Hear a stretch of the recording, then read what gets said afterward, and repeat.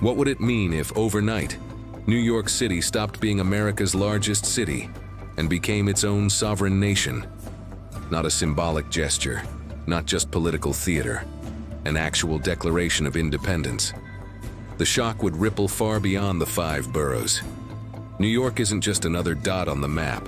It's a cultural engine, a financial nerve center, a symbol recognized across the planet. When people picture the United States abroad, they often picture New York first. So if it suddenly declared independence, it wouldn't feel like the US losing a city. It would feel like the US losing a piece of its identity. Economically, the stakes are staggering. New York's GDP hovers around $1 trillion, larger than the economies of many countries. In theory, that's enough to sustain independence. But the challenge isn't wealth, it's survival. New York imports nearly everything it consumes, from food to fuel. Cut off from the US supply chain, the city would have to scramble to renegotiate trade agreements not just with Washington, but with the world. The irony is clear. A city famous for its independence would suddenly be more dependent than ever. Politically, the situation grows even more complex. The US government would be forced to respond. Losing New York would mean losing a financial hub, a major port, and a critical population center. Would Washington accept this secession peacefully, or would it treat it as a rebellion? History suggests the latter. No major power easily gives up its most valuable territory. But let's assume for a moment that New York managed to negotiate independence without open conflict. What kind of country would it become? Its demographics suggest a uniquely global state. Nearly 40% of its residents are foreign-born. It speaks hundreds of languages. It already feels less like a city belonging to one nation, and more like a crossroads of many. Perhaps independence would only formalize what New Yorkers have long felt, that their city isn't just American, it's international. There would be symbolic consequences too.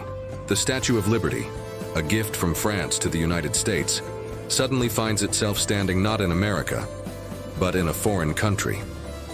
The United Nations headquarters, located on Manhattan's East River, would technically no longer be in the United States either. Would the UN relocate, or would it adapt to this new microstate, effectively elevating New York as a global capital in its own right? And then there's identity. For decades, New Yorkers have often insisted they are different from the rest of America. An independent New York would put that claim to the ultimate test.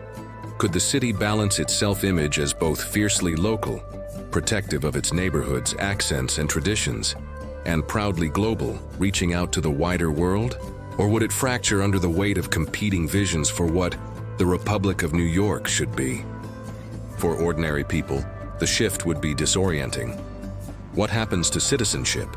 Would 9 million Americans wake up as citizens of a new country, stripped of their US passports? Would they have dual nationality? And what about taxes? Would the city's already high cost of living be magnified by the need to fund an entirely new national government, military, and diplomatic corps? Culture would adapt, of course, it always does. Broadway might now serve as the national theater of a country, where the anthem could be sung as easily in Spanish, Mandarin, or Arabic as in English. Sports teams like the Yankees and Knicks would become international by definition, their rivalries suddenly carrying the weight of national borders. Even small rituals, crossing the Hudson or flying out of JFK, would now carry the bureaucratic hassle of customs checks and border stamps. Yet the most intriguing question is whether independence would truly free New York, or whether it would tether the city even more tightly to the structures it once wanted to escape. To survive, New York would need allies, treaties, and constant negotiation. Independence wouldn't mean cutting itself off. It would mean entering the diplomatic arena where every decision has global consequences. And for the United States, the loss would be psychological as much as material. America without New York would still be vast, powerful, and diverse.